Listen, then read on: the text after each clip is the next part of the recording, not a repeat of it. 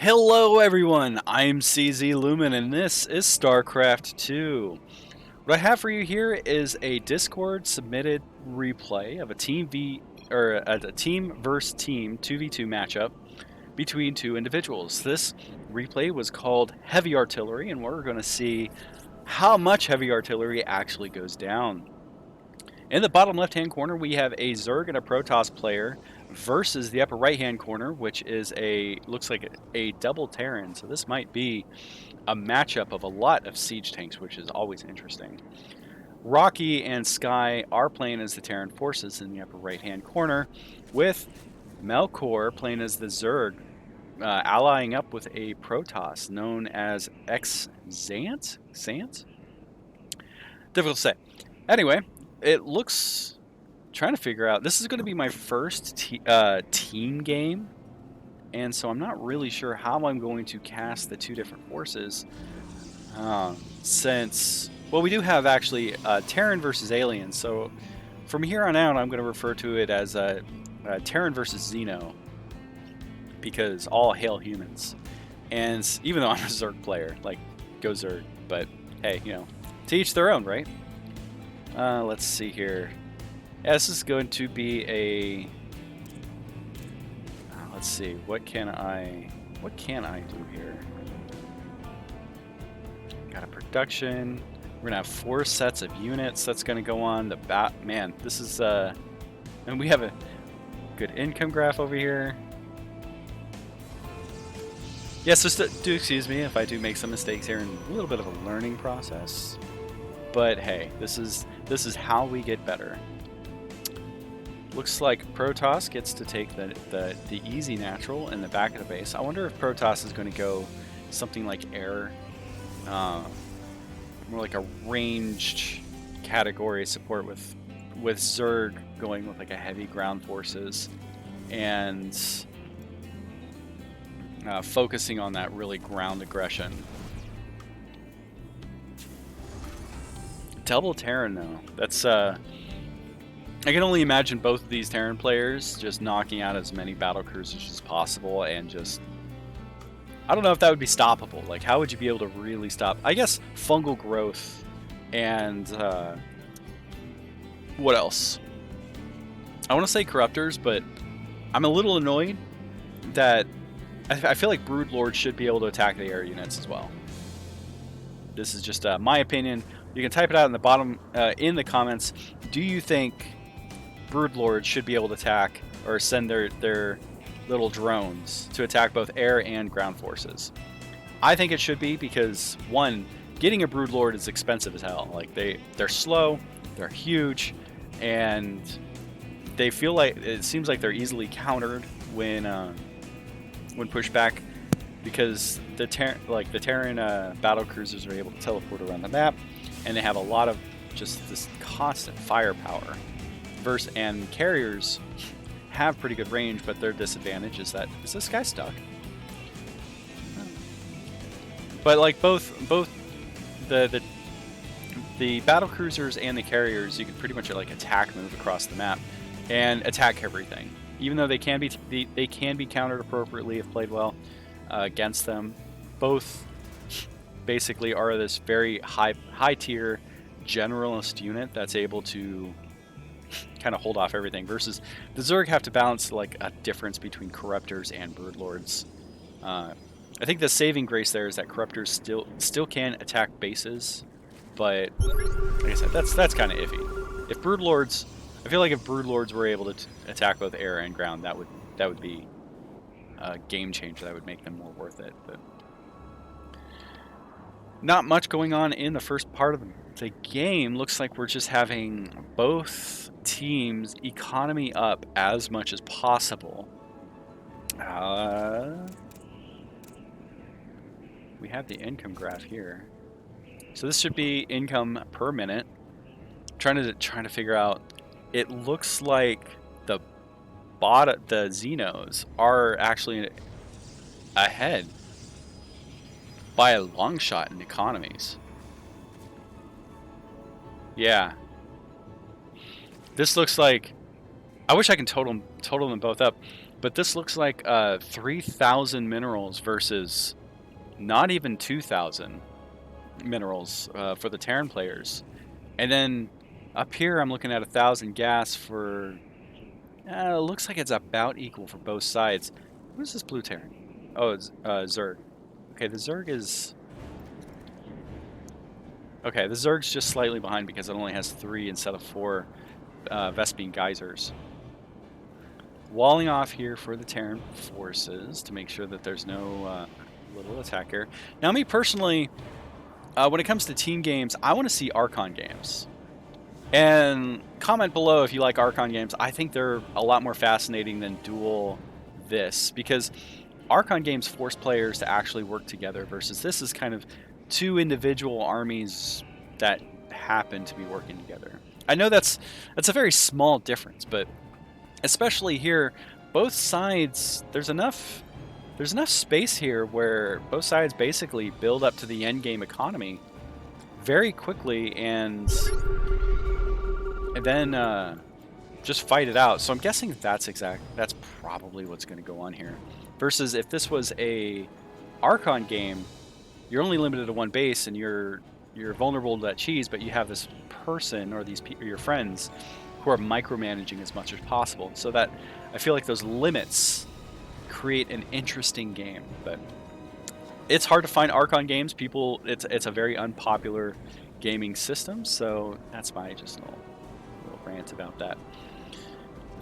What unit? Like, what are we gonna see here? What kind of fights? Looking at the units tab, it does look like the Zerg is going, yeah, Roach Ravager. With Protoss going Skytoss, we have Void Rays, a couple of ground units, but Void Rays and Carriers. For the Terran side, it looks like we're having one of them really go hard into Marines with 25 Marines, and the other has Marauders and Marines too.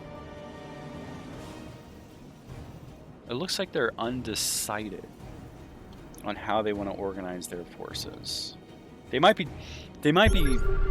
trying to figure out how to counter. I'm assuming these individuals are on voice chat. So in the first part of the game, really what you're trying to do is you're trying to get as much information as possible about your enemy and then counter build. So if you have the time and you scout appropriately, that allows you to, instead of building up a force and going with it, you can look at your enemy's forces, build against that, but that's only if you have the time. Right here, we're going to see the first part of this match. I'm slowing it down because I know a lot can happen already in a 1v1 game.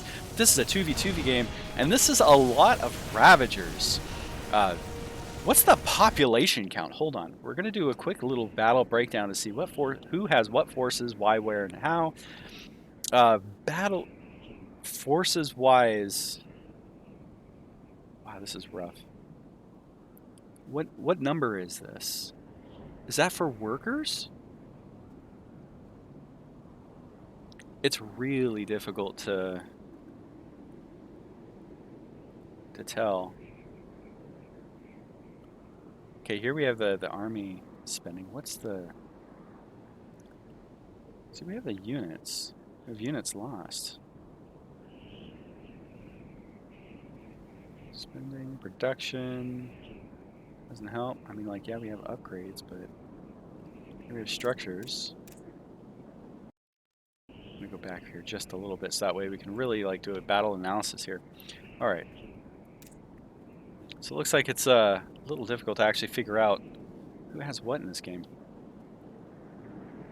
Yeah, so those are just workers. And we see that the Xenos do have a better economy overall.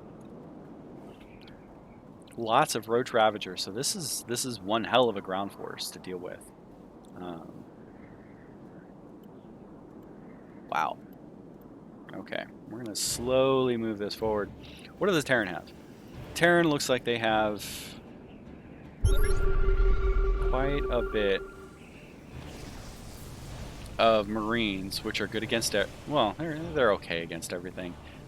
Looks like Terran's not gonna... This is gonna be a hard fight for the Terran player. I mean, this is, by itself, just the carriers alone are gonna be a problem. These Ravagers here, Roach Ravagers, count as heavy armor units, and they do need to make the trek in order to like actually start fighting. But this, they definitely need more. Rocky definitely needs more siege tanks, and bless his heart, he thinks he's going to be able to actually fight this off with 2 siege tanks in this. He's going to be able to knock out a Tempest, that's for sure. Not even a Tempest. Oh, that's rough. Only takes 3 of those corrosive vials to knock out a tank, and these Ravages are definitely pushing through. Carriers are taking the brunt of the fight, which is definitely not what you want, especially with those fighters coming down. They need to back off just a little bit. This is more of a supporting force. You do not want to lose a carrier against Marines, but, I mean, that's GG? That's it? Okay. Oh, alright, so I'm guessing heavy artillery is probably the reference for the Ravagers, like deploying all those corrosive vials. Okay, that's game. There's not much to this. We have a really solid economy for the Xeno players here, without any kind of meaningful harassment or anything like that, and then one good attack. And this one good attack was just overwhelming. Like, what do you do against this? Even with the Skytoss army by itself, against the forces that the Terrans have, like even back up here. I mean, 4 carriers and some Tempests is nothing to sneeze at. Like, we definitely have, if these Marines can get underneath those carriers and Tempests, yeah, they're going to go down pretty quick. But this has a lot of harassment potential just to knock these players off guard, and they are not producing what they need to be producing here. I mean, when we look at the population count, we have 150 versus nearly like 300. What Terran guys, man. I mean, what's interesting is they do have these missile turrets all over the place. I mean, missile turrets are good deterrents, and sensor towers like definitely will tell you what's going on. But if what's going on is this in front of your base, you definitely need more alert time. You need to build sensor towers further up, some sort of harassment. I think what's crazy about this is that had both these players gone just straight up pumping out as many battle cruisers as possible, as fast as possible, this army wouldn't stand a chance. That's the interesting thing. But we do have carriers on the back of this. Great economy for the Zerg and the Protoss player. Both good building overall. We have both the Terran players have a lot of economy in the back of this. They just, I'm guessing they are still trying to get the hang of not just base building, but also spending their resources as fast as possible. And they did need to crank out something. They do not have the production. A lot more to deal with this. These initial forces, I'm not entirely sure what's going on with that. A few units here to act as an alert system is definitely a great idea, but these guys definitely needed to be back here, and these Vikings needed to be grouped up and preserved as much as possible, because those Vikings are the only thing that's going to really take out these Tempests. So you're definitely going to want your Vikings on their own. Actually, you have enough Vikings. With watch, we're gonna watch this play out. I think these Vikings go down because of corrosive vials, or corrosive vials. So looks like all army hotkey by Rocky here in order to move forces to engage these Ravagers, but these Vikings are definitely needed over here on the front. And these Marines are knocking out these fighters. Like, we see it right here. A lot of these fighters are going down pretty quickly. All army hotkey continuing to manage these forces here.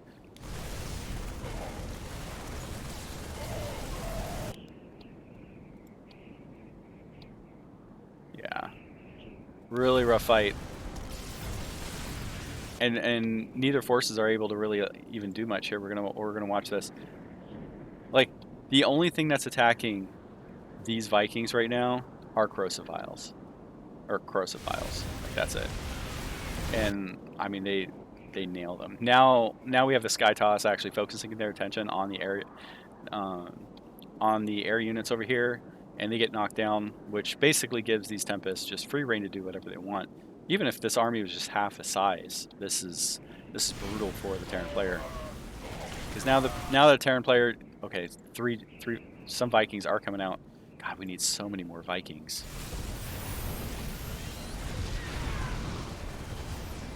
Rough fight. Anyway, if you are the Terran or if you play as Terran and you see, and I hope you take notes about this, scout the enemy base, know what to counter with, and have the means to really pump out units as fast as you can, as fast as you're bringing in money, especially in order to counter, because the counter for this needed to be Marauders and Vikings for sure, and because Vikings I believe actually do bonus damage to armored units, and these I can't bring it up here, but I believe these are considered armored. So good game, good fight, love it.